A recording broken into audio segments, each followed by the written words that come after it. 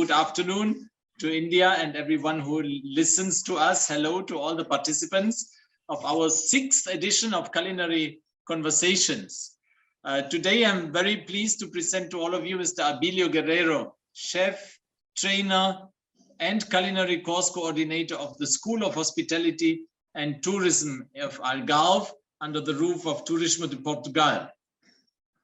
It is a pleasure for us to welcome Mr. Abilio because the connection to Portugal is something very special for us, and unfortunately through the pandemic a little bit interrupted, but we are hoping to re-establish our exchange programs and everything again with you. I had the chance to meet Abilio Guerrero personally during our exchange program in Portugal in 2019 and remember him as an energetic, very knowledgeable and entertaining teacher. He also lectures at the Superior School of Hospitality, Tourism and Management at the University of Algarve in the curriculum unit of Techniques and Practices of Production and Services in Culinary Arts.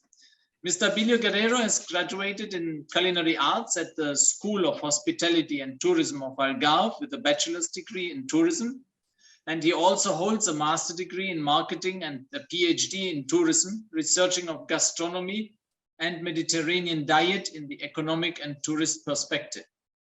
His research focuses on a Mediterranean diet and healthy cuisine.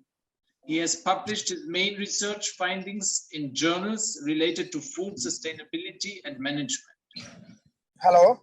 He is a consultant and several international projects related to food tourism, sustainability, tourism destinations in gastronomy.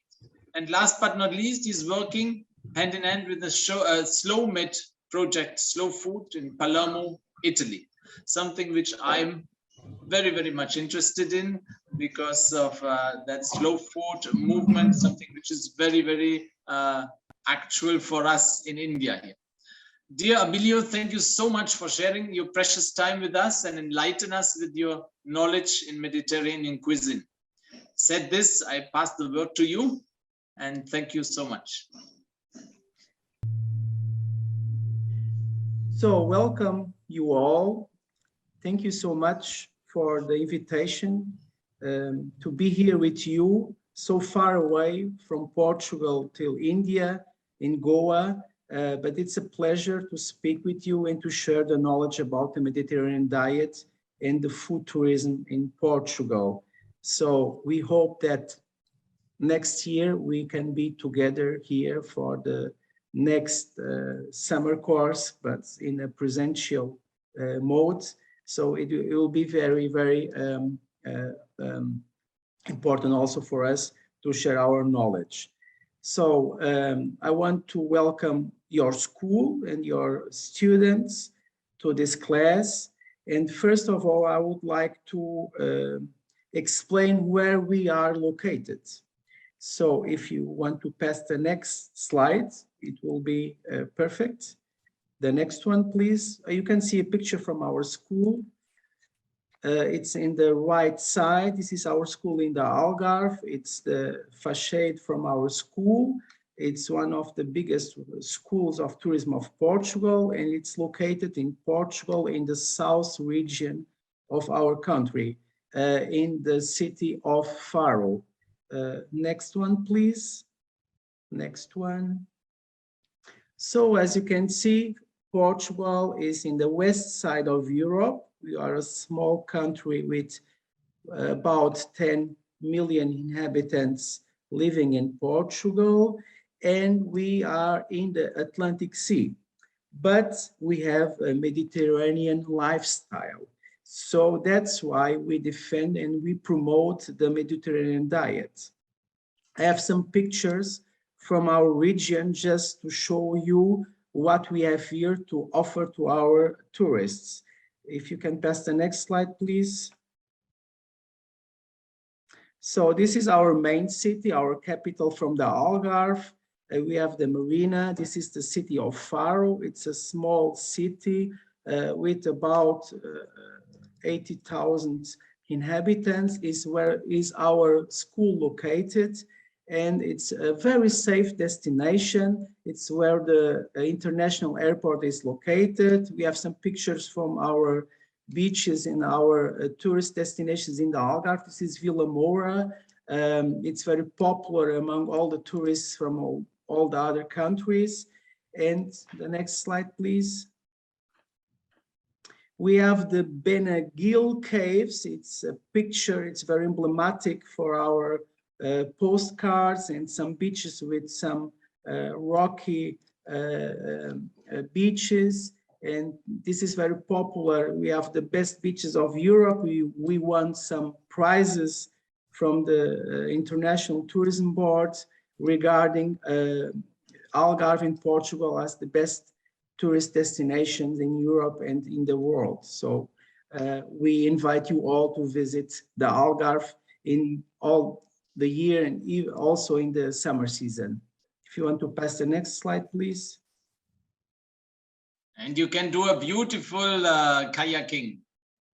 Also, even in Faro, because we have also a area where you can make kayak and a lot of nature and sports. So it's good for young people, it's good for elderly people, it's good for everybody, for the families. The next slide is about Lisbon. Is our capital of Portugal. It's a big city, is one of the best tourist destination also of our country. It's very popular among the tourists. And we have a lot of things to offer regarding the history and the culture of our city. And I think the next one we have is Porto, is in the north of Portugal. Porto is where we produce the port wine that we use in the culinary and in the beverages. It's very popular among all the tourists, and it's known all over the world also. And it's a beautiful, very small city in the north of Portugal that I invite you also to visit. So, next one slide, please. Let's speak a little bit about Mediterranean diet. First of all, I would like to say to you that Mediterranean diet is not a way to lose weight. It's not to be fit. It's a lifestyle. More than that, it's a lifestyle because we share the culture and being with the family, and to share the food and cooking with the family together. That's the main reason to defend the Mediterranean diet. It's back to basics. It's more than a lifestyle than a diet to lose weight. So, and the best way to explain that, if you can pass the next slide, please, is the video that I have for you. It's translated to English. We speak in Portuguese, but you can see the subtitles here. And it's about the main products that we have in the Algarve. This main picture is Tavira. It's a city in the Algarve where they promote the Mediterranean diet. And in 3-4 minutes, you can see what we produce here in the Algarve, the main products that we use in the culinary, and why we defend the Mediterranean diet that has a positive impact in the food tourism. So if you can turn it on to watch the video in 3 minutes, I will appreciate. I think you have to turn the sound on. Realmente é espetacular esta cidade. Olá, Oriana, onde é que nós estamos? Estamos em Tavira, no Algarve, a região mais a sul de Portugal, e é uma cidade com história. E porquê esta cidade hoje? Porquê esta jornada para esta Summer School? Porque Tavira é a representante da dieta mediterrânica em Portugal. E que foi classificada como Património Imaterial e Cultural da Unesco em 2013 e que reflete um estilo de vida milenar assente em muita cultura muçulmana, árabe, fenícia, romana, que está presente aqui nesta cidade. Exatamente. E vamos começar esta jornada e vamos apresentar a dieta mediterrânica a quem nos está a assistir. Vamos embora. Vamos embora. Vamos a isso.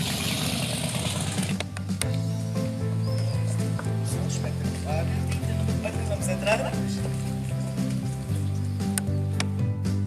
A grande importância do mar, da dieta mediterrânica, do simbólico, que quero mostrar.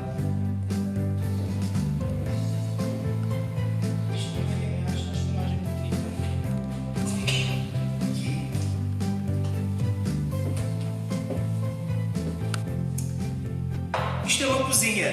É uma cozinha com características típicas do Algarve. E o que é que estamos aqui a fazer, Oriana? Uma cozinha. Abilio, nós na verdade estamos numa exposição. A exposição da dieta mediterrânica, que está patente aqui no Palácio da Galeria, que é uma das casas mais emblemáticas de Tavira, e que vira um museu e que tem, portanto, aqui a dieta mediterrânica como exposição permanente. Muito bem, portanto, qualquer visitante pode ver aqui as características do que é a dieta mediterrânica, que foi classificada em 2013 como património imaterial e que vários países que compõem a bacia do Mediterrâneo submeteram um processo, como a Croácia, Itália, Espanha, Marrocos, Portugal, e é um estilo de vida associado a várias componentes da cultura milenar que está presente aqui em Tavira, não só na parte da confecção da cozinha, mas sobretudo o conceito de família e, sobretudo, também a utilização dos recursos endógenos daquilo que a terra nos dá sazonalmente. Exatamente. O convívio à mesa, a partilha e toda essa base da dieta mediterrânica reflete-se naquilo que o Algarve tem enquanto produto turístico e produto que tem a oferecer a quem nos visita. A dieta mediterrânica é composta por vários ingredientes e nós vamos ter a oportunidade de ir a uma salina aqui em Tavira e vamos falar sal e flor de sal, que era uma forma de conservação dos alimentos desde o século III até aos dias de hoje, do azeite, do mel, das azeitonas e todos os produtos derivados. E é isto que nós vamos mostrar aos nossos alunos na Summer School, não é, Oriana? Exatamente. Então agora vamos seguir até onde?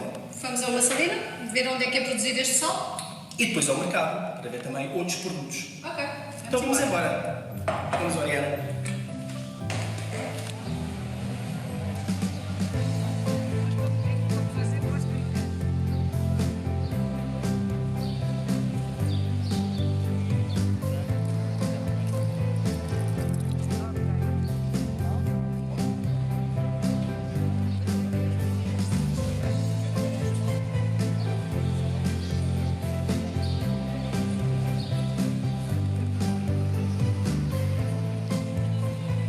Estamos no mercado municipal de Tavira, onde se vendem a maior parte dos produtos locais e regionais da zona do Algarve, desde os legumes ao bom peixe, muito ligado a uma área à terra, e é isso que nós vamos utilizar na nossa cataplana. E vamos fazer cataplana de polvo, não é, Oriana? Sim, sim. Vamos. Podemos também ir ver ali o polvo, a capital do polvo, que é Santa Luzia. Então vamos fazer esse roteiro e isto é dieta mediterrânica, a Isto é a utilização dieta dos mediterrânica. produtos endógenos. Exatamente. E vamos até lá. Até já. época. Obrigado. Até já.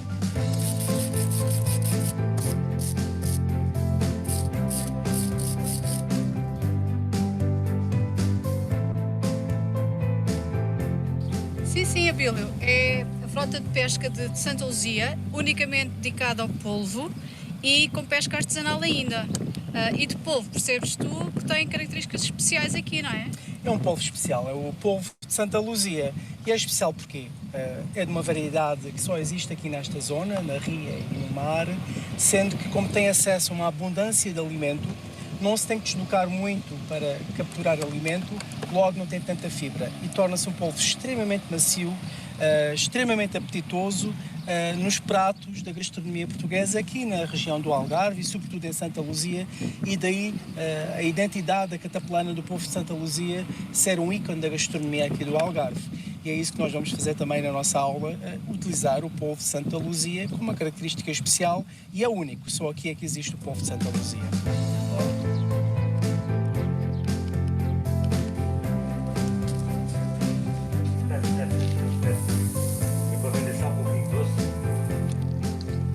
Abilio, apresento o ouro branco do Algarve. O ouro branco. O ouro branco é o sal. É o sal. Sal do Algarve, que é um produto que está muito presente aqui no nosso território e que marca a nossa paisagem e que está associada à salga. E a salga foi inventada e associada a que povo aqui no Algarve? Então, a salga deixaram-nos os romanos, não é? Que tinham grandes ânforas, onde também, com uma mistura de peixes, restos de peixes e sal, faziam o famoso garum, um molho muito apreciado em Roma. Exatamente, e que também perdurou depois no período muçulmano.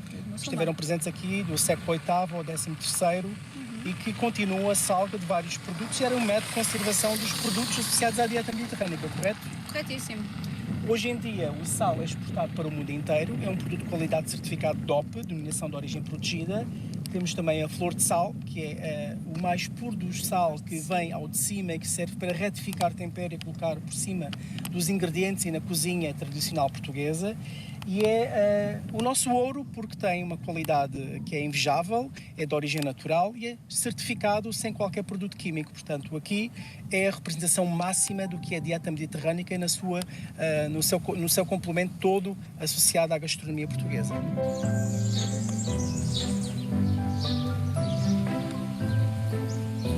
Oriana!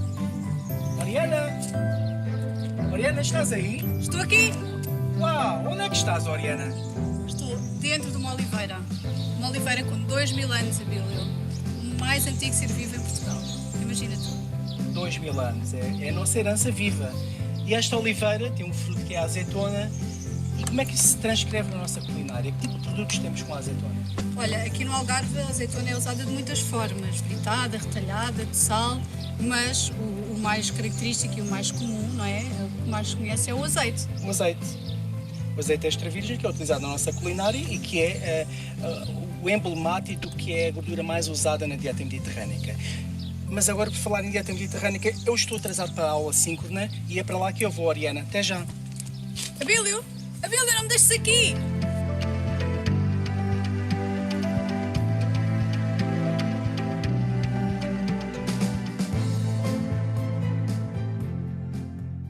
So I'm back.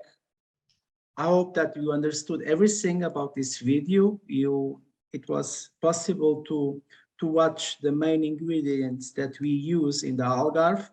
As you could see, we use a lot of fish, a lot of vegetables, seafood. We are nearby our coast. We can catch a lot of shrimps and fishes and octopus that is very popular in the region of Tavira, and use all of these seasonal products at our dishes in our gastronomy. And we mix fish with meat, with vegetables, and we only use what the nature gives us by each season. So we are very sustainable, or we try to be very sustainable, to use only the products that are produced locally.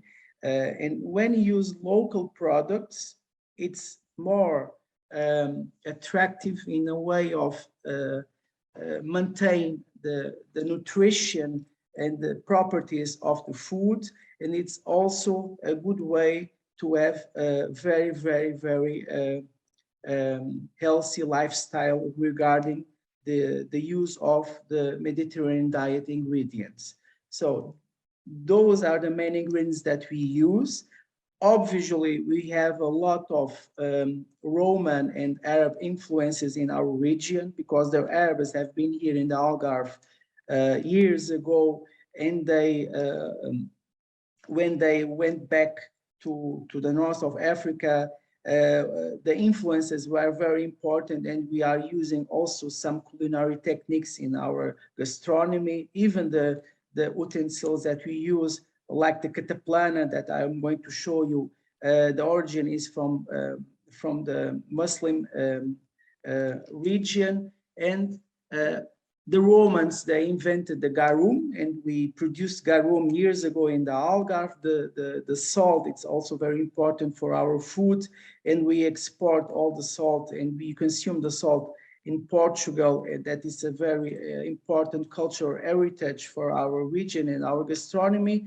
And that's the Mediterranean diet. And when you use that with our family and sharing the knowledge and the culture and the cooking techniques with our family at the table, that's the important way to defend and promote the Mediterranean diet that is unique. It's very diverse, unique, and that's what the tourists want to know when they visit us. It's very important to promote the food tourism when you use also the Mediterranean diet in our restaurants, in our hotels, because they are trying new flavors, they are trying new ingredients, and they're trying something different that they don't find it out in their origin countries. So the next video that I have, it's about 2 minutes. It's about monastery pastry that we had 500 years ago because of the discoveries of Portugal when we discovered the world and Brazil and the sugar and so on. And we invented a lot of pastry recipes because he had a lot of sugar in our country. So please, if you can turn it on. Olá, Abilio! Olá, Oriana! Estamos aqui numa outra zona de Tavira e sabes o que é isto? Olha, não tenho ideia, é outra zona de Tavira, mas isto parece-me um fantástico hotel.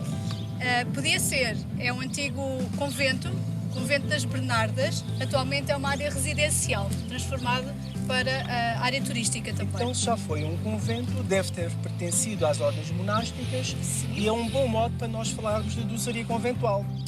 Explica-me lá. A doçaria conventual, quem era responsável pela doçaria eram as freiras, que confeccionavam os doces conventuais com muito açúcar, com muita gema, com muita amêndoa, muita alfarroba, muito figo. E aqui nasceram os tradicionais doces do Algarve ligados à doçaria conventual, que depois entraram em desuso devido à queda das ordens monásticas. Ainda bem que este convento foi recuperado e ainda bem que existem doces de doçaria conventual, porque nós temos esse passado que está bem presente, que é a nossa herança milenar, também associada à dieta mediterrânea, Oriana. E são deliciosos. A seguir, vamos ver alguns dos produtos da horta que entram na doçaria conventual. É isso, Oriana? Exatamente. Bora. Então vamos até lá. Estás a apanhar? Olá, Abilio. Olha, estou a apanhar amêndoas. Estamos aqui junto a uma amendoeira, num típico pomar algarvio do Barrocal.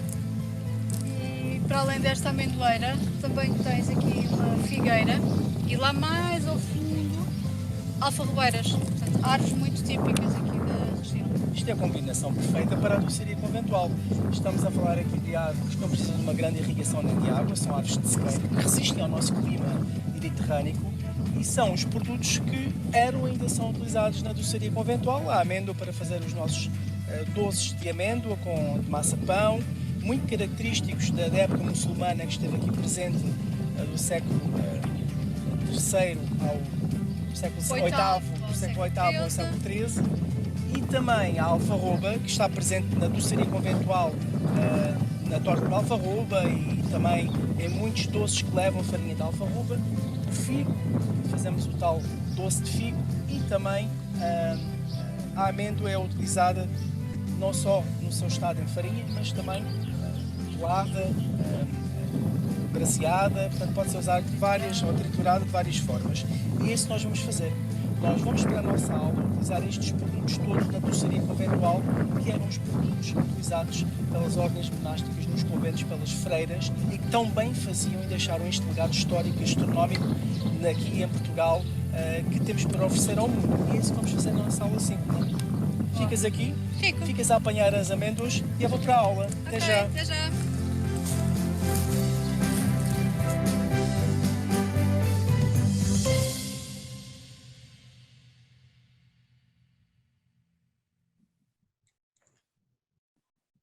So we could see the main products that you use in the monastery pastry as the carob, the almonds, use orange, and we can make a lot of pastry with this kind of products, like the carob tart, like the almond tart that you have here in the Algarve, the orange tart, and we can even use these products to produce new products regarding the primary production. We can make, for instance, carob cream that you can use for a lot of uses. And you can make, for instance, you can use the carob and the orange also for the savory plates. So it's a world of gastronomy that we can offer to our tourists and to our local people. So the Mediterranean diet, as you know already, is intangible cultural heritage of the humanity. We won this prize in 2013. It was a prize regarding several countries around the Mediterranean Sea, like Cyprus, Croatia, Spain, Greece, Italy, Morocco, and Portugal. And it's transversal to other countries around the Mediterranean. And the main goal is to defend and to promote the lifestyle that we have here in the Mediterranean diet. So you use a lot of vegetables and a moderate consumption of meat and fish. So that's the main reason of the Mediterranean diet basis. So we need to use more vegetables and less animal products, but you can use it. So you have to use it in the correct amount to preserve also the nature and the planet. As you know, we have a lot of problems regarding the planet and the pollution and even the climate. And if you have this in mind, to use the correct ingredients and less animal products, we are also have a big protection of our next generations and also our planet. If you can pass the next slide, please. I have two slides because I think we are on time. As you can see in these pyramids, in the basis of the pyramids, the basis of the Mediterranean diet is the family and the lifestyle and the consumption of water. And then we have the vegetables and the fruits and the nuts. And then you have the fish, eggs and meat in small portions, and you can drink a glass of wine.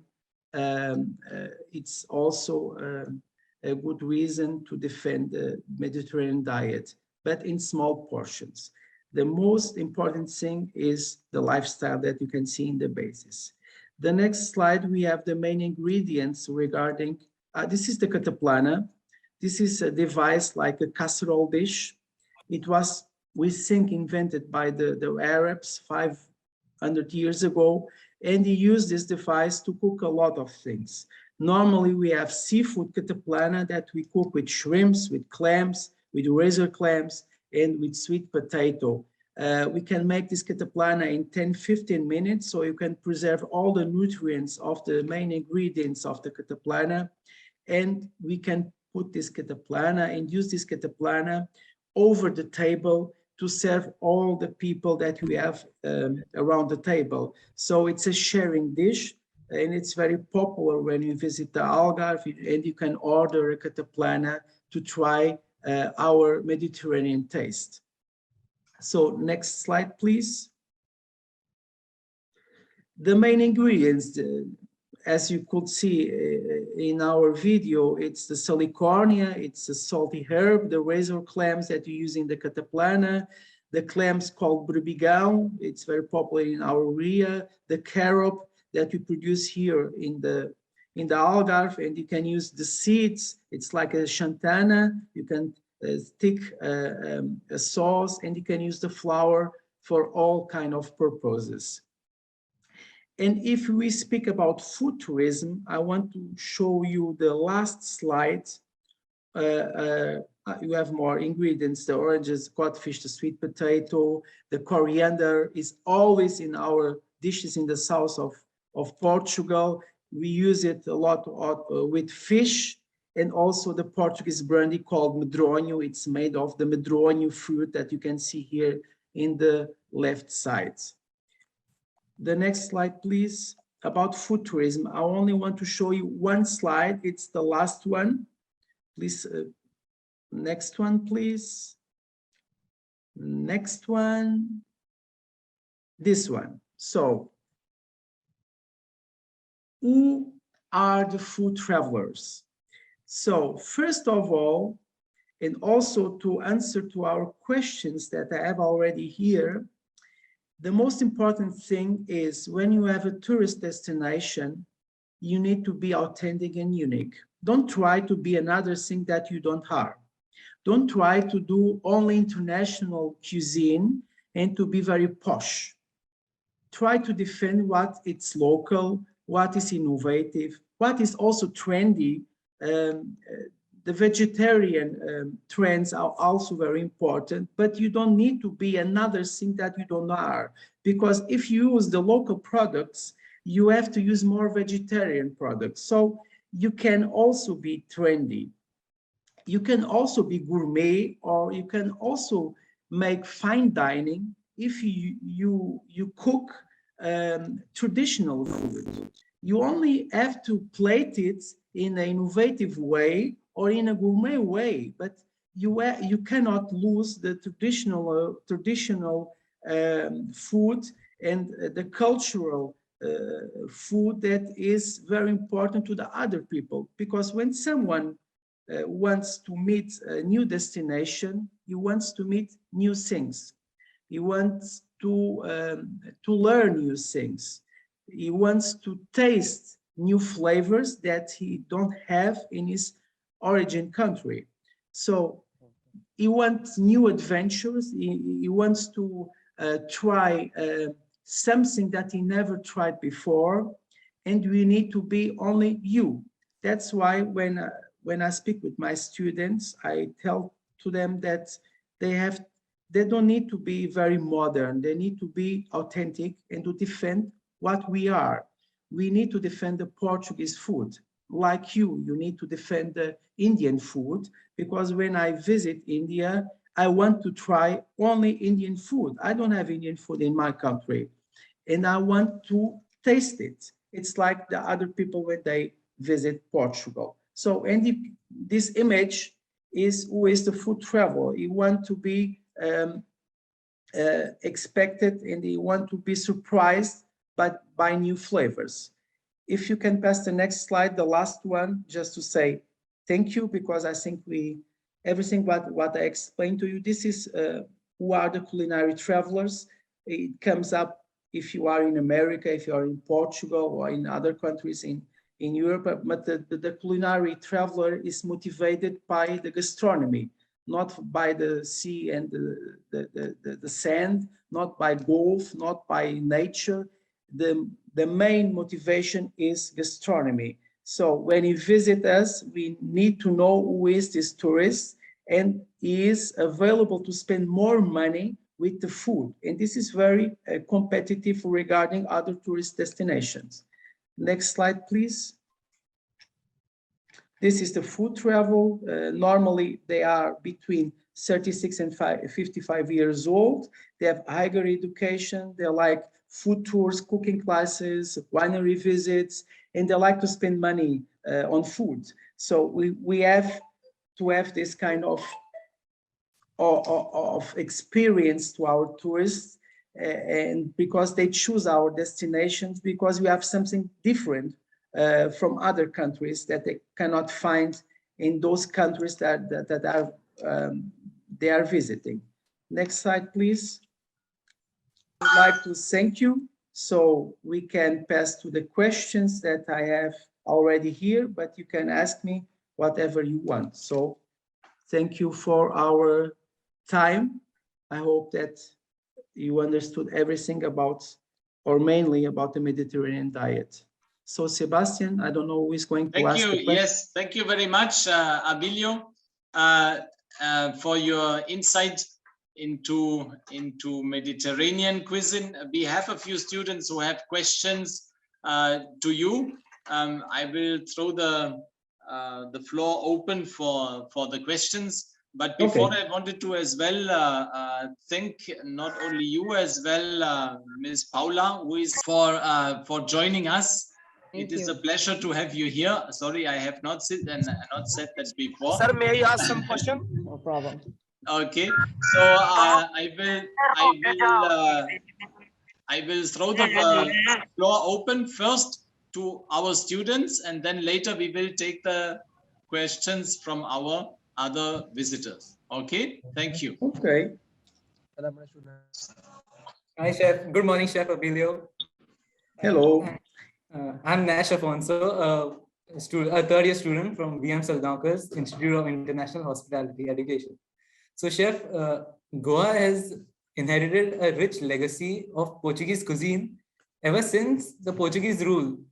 So, how could Goa take this forward and leverage it to promote the tourism? So thank you very much for a question. So to answer that, first of all, I know that we have been years ago in Goa, and we discovered, well, we did not discover India. India was already there with local people, but we have been there. And of course, we had some influence in the Goa gastronomy. And of course, we brought some spices from Goa to our Portuguese cuisine. So we are also using these spices in the Portuguese cuisine. But first of all, what you need to know is Goa has a particular food that you have to defend, and you need to be unique. You need to use the traditional foods that has the influence from the Portuguese food and from the local people that lived in Goa. So first of all, you don't need to make complicated dishes or international dishes. You have to learn that. But first of all, you need to defend what is your heritage. And you need to put this in the restaurants because the tourists want to taste your taste, the taste of the Goa dishes, not from Paris or not from America. They have techniques, but they want to try your food. So that's the main reason to defend that. I hope that I answered your question. So I don't know if you have another one. Thank you so much, Chef. Thank you so much. Is there another one? Maybe Brian, you can ask the next question. Hello. Yeah, Brian. Chef, I guess I cannot see Chef right now. Okay, that's fine. Shall I continue? Yes, please. Okay, so my name is Brian Altanra. The question I would like to ask you would be, what are your views with regards to the recent food and lifestyle trends? I like veganism and so on. Thank you for a question. And that's a very important question to our planet. It's not only for India or for Portugal, because we need to quickly consume less animal products and more vegetable ones to preserve the next generations and also the planet. So it's not a trend, it's not fashion, it's something that it's a statement.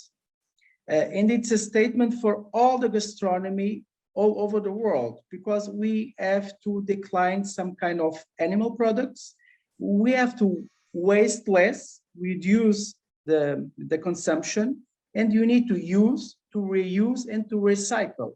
And we need to have sustainable gastronomy in all the gastronomies all over the world. So veganism or being vegetarian, it can be trendy now, but I think in the next generations, it will be not a trend. It will be something like a statement that we have to defend because of the climate changes.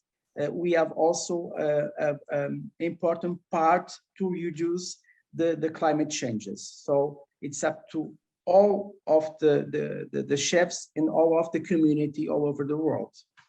So thank you so much. Very Thank you, nice. Chef. Cassandra?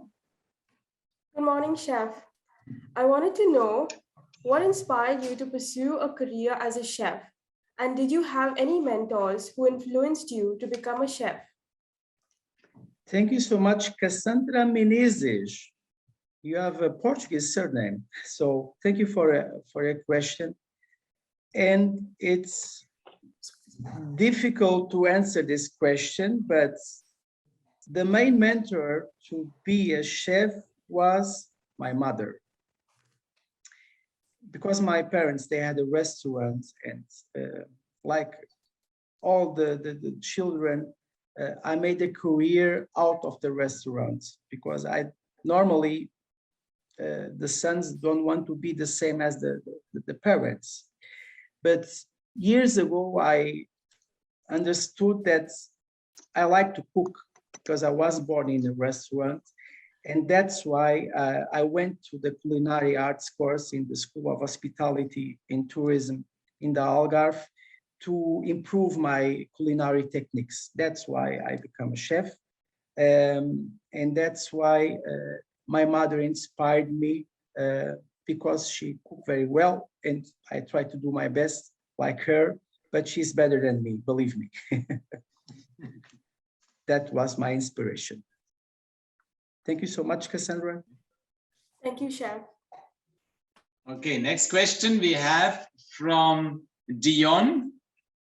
Dion, can you please give your question? Dion. Good morning, Chef. So my question to you would be, what made you choose Mediterranean cuisine as your area of interest, and what motivated you to take teaching as a profession? So first of all, I have to say, thank you for a question. Mediterranean diet, it's Portuguese cuisine, and I have to defend what is mine. So, and you can make Mediterranean diets like a posh diet for the restaurants. So it comes up if you make it with your heart, and that's what I make when I'm cooking. And of course, I like to teach because you need to decide what you have to do in some time of your life. It's impossible, I don't know if I can say that, to be a teacher and to have a restaurant and to work in a hotel and to do several things. You have to decide what you want to do. And I like to teach. I like to be with the students. I like to share the knowledge with everybody. I don't like to be with my technical sheets and my recipes. I want to give them everything, and they are the stars, not the teacher. So for me, my students are the stars, and I like them to shine in the profession. That's my goal. Thank you, Chef. Thank you so much. Thank you, Dion. Next question is Michelle. If you want to raise your question, Michelle. Good day to you, Chef Abilio, and to everyone present here. My name is Michelle. Chef, my question to you today is, did you face any obstacles during the course of pursuing your career? And what advice would you like to give the upcoming chefs? Thank you so much, Dion. So, of course, if you don't have obstacles during your course or during your life, it's boring. It's amazing when you have a barrier or obstacle to improve your skills. And during the course, of course, everybody has obstacles. I had it also. But the main reason is when you find a solution for that. And the second question, to be a chef, the main reason is to be humble and to learn with everybody. Don't try to be the chef that knows already everything. That's impossible. You are always learning. Even if you have a career for 30 or 40 years, you are always learning, and you need to be humble.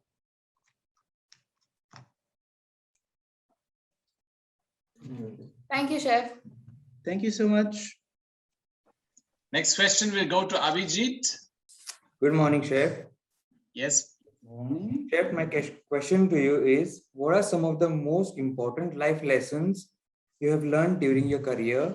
And second, can you suggest any books that we can refer and read? Thank you for your questions. So the most important lessons that I had in my career, what I learned is people are important. You need to respect people, and you need to learn with elderly people. Normally, young people think that only the young chefs are important, but you need to respect the elderly people. They have a lot of knowledge, and you learn a lot with them. They can even don't know some culinary techniques, but they have something that you cannot learn in the school. The history, the emotion, the heart, you can learn with those people. And a book, well, we have several books. I like to read history. History is important for the gastronomy, because when you know the origin of the production of the products and the recipes, it's an advantage. So you have several books about history of foods. It's important to read some of them, like the Oxford Handbook of History, and you can learn a lot of things, and you can make storytelling about the dishes that you prepare. And that is very important to improve the experience to your client. So, of course, I have some chefs that are important, like Paul Bocuse and other ones, but read books about history. That's very important. History of gastronomy, of course. Thank you so much. Yes, chef. Thank you. Thank you. The next question will go to Rowan. Rowan, please ask your next question. Rowan Gonçalves. Morning, Chef. I'm Rowan Gonçalves. My question to you is, what measures do you think we as young chefs should implement in our efforts towards sustainable food management? That's a good question. Sustainability. So we need to be sustainable. As I told you some minutes ago, we need to reduce the animal consumption, and we need to reduce waste. We only have to put on our plate what we are going to eat, and that is very important. We need to feed our world, and we need to recycle everything. For instance, in Portugal, we have a law that it's not possible anymore to use plastics in the restaurants and in the hotels. So when you go to a fast food restaurant, if you go, for instance, to McDonald's, I'm not promoting McDonald's, but everybody knows it. If you drink a Coke or if you eat a hamburger, they don't serve it in plastic. Even if you have a catering in a hotel, they don't use plastic anymore. They use, for instance, coconut fiber to make a plate. They use sugar to make spoons and knives. And that's very important to save also our planet regarding the sustainable food management. And we have to use the technology, of course, to reduce the energy consumption. Thank you, Chef. Thank you so much. Thank you. Thank you, Rowan. Rajas will be the next question. Hola, Chef Abilio. Bon dia. Myself, Bon Rajas dia. Sate, and I'm a third-year student as well. So my question for you was, how in our Indian cuisine, we have our Indian spices, which are one of the most important ingredients and are used in almost every dish in the Indian cuisine. Similarly, do you also have any such vital ingredients that are used in almost every dish that comes under the Mediterranean diet or Mediterranean cuisine? Thank you so much for your question. Of course, we use a lot of ingredients from Goa and spiceries. We brought spiceries from your country and other countries, and you use a lot of pepper. All our dishes have pepper. We can use more or less. It comes up if you like pepper or not, but you use also curry, we use saffron, we use cummins, nutmeg, and you like to use it in our plates. We have, for instance, traditional Portuguese sausages, and we eat a lot of spiceries such as cummins. So if you visit Portugal, you can try, of course, the spiceries from your region, but I know that in India, you use more spiceries than we use in Portugal. It's normal, but we brought some of the spiceries from your country and you use it in our culinary. So it's cultural, and we like to use spices. So it's the same like in India. So you can try pepper and cummins in Portugal also, like in Goa. But it's not so spicy like in Goa, believe me. Piri piri is not spicy. In Portugal, it's not spicy, but in India, it's more. I think it's more. I don't know. I have to visit India. Yeah, definitely you have to come. Sure. Thank you, sir. Muito obrigado. Thank you so much, Rajas. Thank you. Neil, please, next question goes to you. Neil de Souza, another Portuguese surname. Yes, good morning, Chef. So my question to you is, you mentioned that the Mediterranean diet is like a lifestyle. So if Goa were to adopt the Mediterranean diet and start focusing on it, how do you think it would open up new avenues for the tourists? So, as I told you in the beginning of my presentation, Mediterranean diet is a lifestyle. it's not to lose weight. It's not to be fit. You can be fit with the Mediterranean diet, but you can be fit with all the diets around the world. If you use the Nordic diet, the Paleo diet, the cetogenic diet, the Indian diet, I don't know if you have one, but the most important thing is if you use only the correct amount that you need. You cannot eat a lot of calories, because if you eat a lot of fat and a lot of animal products, it's not good for your health. So all the diets are good for the humanity, but you need to respect in the first step the seasonality of the products. If they are local, you need to use the circular economy, because if you use products from other country far away, you have an impact in your planet.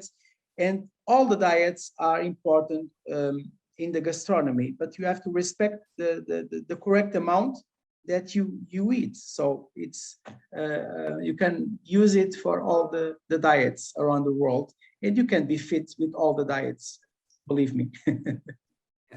Thank you, Chef. Thank you so much, Neil. Yes, thank you, Chef.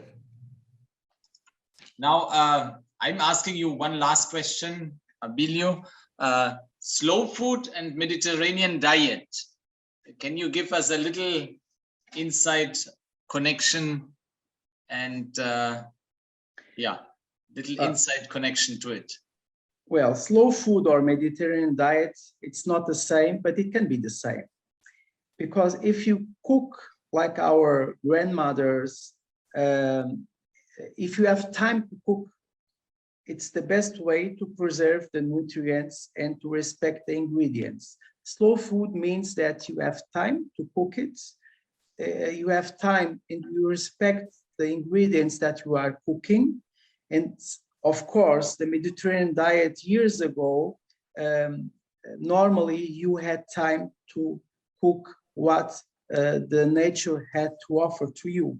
Normally, we use the fire to cook our recipes, and you use a pan nearby the fire all the morning, cooking around the fire. So it's like sous vide, but it's an ancient technique. You have time to cook it.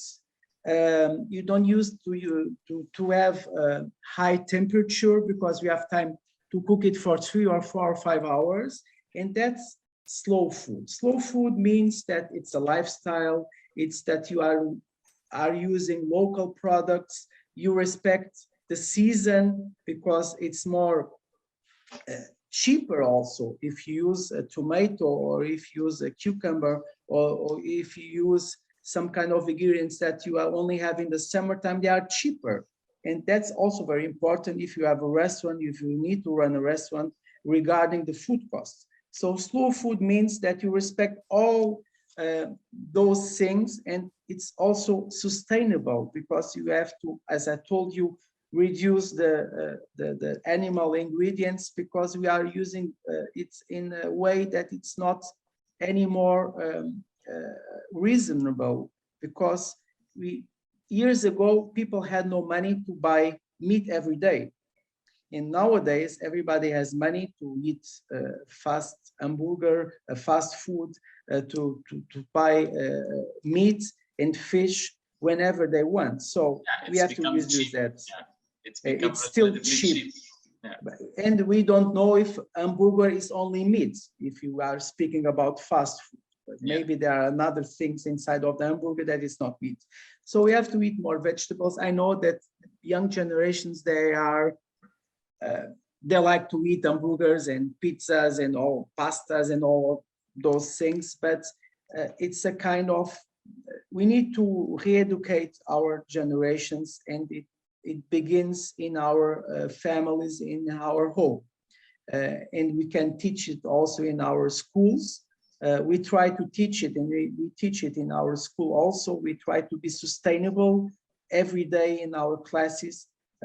Even in an English class, we need to be sustainable, to explain them, the students, that if you are using more paper, or if you are using more plastic, you need to be more sustainable. in our school. That's why we have now 3 green flags in our school, because we try to do better and better every day. And slow food means respect the nature and the planet. Thank you, Abilio. Thank you, all our Portuguese, especially our Portuguese visitors. Thank you, Paula, for being with us. And I would like to ask Professor Mirza to give the last word before we close the session for today. Thanks, Sebastian. Abilio, what an amazing chef you are.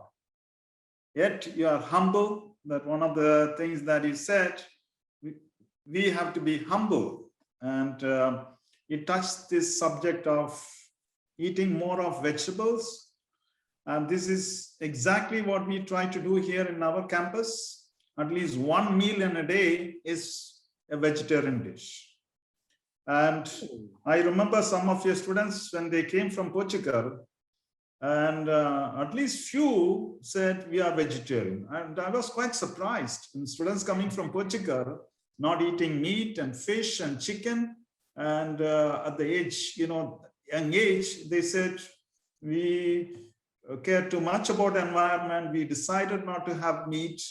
And you also answered our students' questions quite well, interesting. And it is time for you and Paula to come and visit us along with your students. It is your campus in Algarve, in Faro. It's a beautiful campus. Our students enjoyed it very much. I know Sebastian had a great time at your campus. Paula, you have anything to say about Abilio or about your institute? Yes, above all, I would like to thank you so much for this opportunity and for your kind words to us. It's a pleasure to be here with you. It's been very interesting, this partnership with you along the years. And I believe that the pandemic will not stop us. We will have the chance again to meet or in Portugal or in Goa, in the Algarve, wherever we are. I think this friendship is going to last. And thank you for the questions that your students had for Abilio. It was quite pertinent and quite actual. And it is something that we also try to touch our students here. And the work of Abilio is that with them every day, telling about he knows and sharing his knowledge with our students about Mediterranean cuisine and all the trends that the cuisine is suffering along the years. And thank you so much for once again for this welcoming session. And of course, we would love to have you here once again, you and your teachers and students in the Algarve. It will be a pleasure, perhaps in April, you said 22. Yes, April. Yes. I just noted in my agenda. Before that, we would like to see you here in Goa. Oh, that will be wonderful. Yes, who knows? Who knows? Who knows? I would love to. Thank you so much. Sometimes Thank you so much. Thank you so much for the invitations, and thank you for Namaste. Goa and your institute, and thank you, Professor Mirza and Sebastian and all your students. It was a pleasure. We wish you all a very good school year for all of you. I'd like to thank the marketing team, Edna, the IT team, and thank you, everyone. Thank you. Thank you. All the best for you.